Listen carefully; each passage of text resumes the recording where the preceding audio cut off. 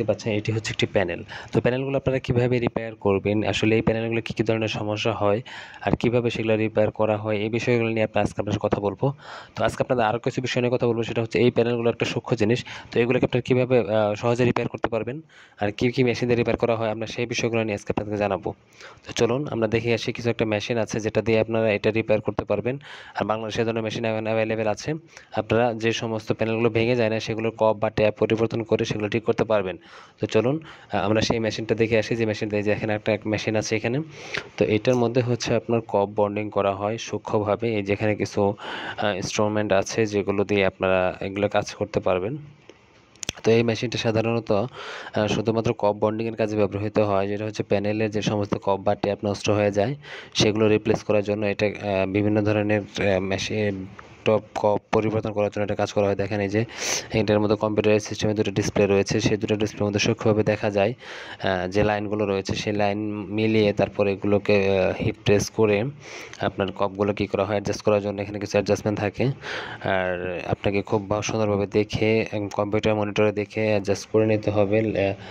কপের সাথে ডিসপ্লের সাথে যে কানেকশনটা আছে সেটা দেখে নিতে হবে। দেখে নেওয়ার পরে কপটা বসিয়ে কেমিক্যালের মাধ্যমে কেমিক্যাল দিয়ে সেটাকে হিট প্রেস করতে হবে। হিট প্রেস করার জন্য দেখেন মেশিনের মধ্যে দেখেন অ্যাডজাস্ট করার জন্য যে জিনিসগুলো রয়েছে, স্ক্রুগুলো রয়েছে, অ্যাডজাস্ট করে নিয়ে একদম সমানভাবে বসিয়ে, তারপর এখানে কম্পিউটারে দেখবেন সব কিছু সমান বসে আছে। এরপর এই যে প্রেস করলে এটা অটোমেটিক্যালি প্রেশারে ডাউন করে দিবে। এটা হচ্ছে আপনার এয়ার প্রেশার ডাউন করে বা হাইড্রোলিক প্রেশার কিছু থাকে, 100% ডাউন করে দিয়ে এটা কী করবে, একটা হিট প্রেস করবে। হিট প্রেস করার পরে এটা হচ্ছে এই আঠাটা গ্লাসের সাথে লেগে যাবে এবং কপটা বন্ডিং হয়ে যাবে। তো এইভাবে কপ বন্ডিং মেশিন দিয়ে খুব সহজে এই প্যানেলগুলো, যে সমস্ত প্যানেলগুলো ভেঙে যায় নাই সেগুলোকে রিপেয়ার করা যায়। আপনারা চাইলে যে কেউ এই ধরনের মেশিনগুলো আমাদের বাংলাদেশে অ্যাভেলেবেল। এই মেশিনগুলো দিয়ে আপনারা আপনাদের না ভেঙে যাওয়া যে সমস্ত টিভি মনিটরগুলো রয়েছে সেগুলোকে রিপেয়ার করতে পারবেন খুব ইজিলি। এই দেখেন কীভাবে করা হচ্ছে, এটা একদম নিখুঁতভাবে বসাতে হবে। নিখুঁতভাবে বসিয়ে তারপর আপনাকে কেমিক্যালের মাধ্যমে হিট প্রেস করতে হবে। কেমিক্যালের মাধ্যমে হিট প্রেস করার পরেই প্যানেলটা 100% ওকে হয়ে যাবে। আপনারা দেখতে পাচ্ছেন এই ধরনের মেশিনগুলো দিয়েই সাধারণত প্যানেলের কাজগুলো করা হয়। একটা সময় আছে, এই যে হিট টেম্পারেচার দেওয়া আছে, সার্ভিস দেওয়া আছে, প্রেজেন্ট ভ্যালু দেওয়া আছে। তো এইভাবে আপনার মেশিন দিয়েই প্যানেলের কাজগুলো করা হয় সাধারণত।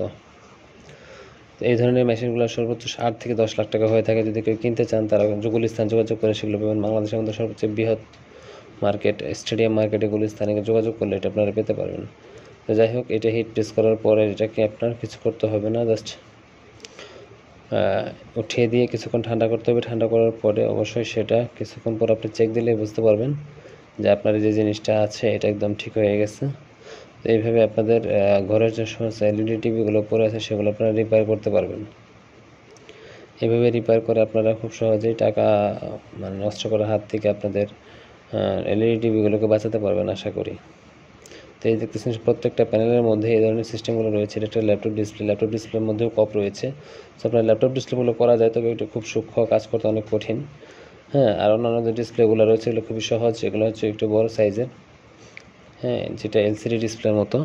এটা সহজে আপনারা এগুলো কপগুলো চেঞ্জ করতে পারেন। দেখছেন এগুলো কপ, এই কপগুলো চেঞ্জ করা যায়। এই মেশিনগুলো এখন বাংলাদেশে অ্যাভেলেবেল আছে। এই কপগুলো আপনারা যে কোনো জায়গা থেকে মেশিন দিয়ে পরিবর্তন করতে পারবেন আশা করি।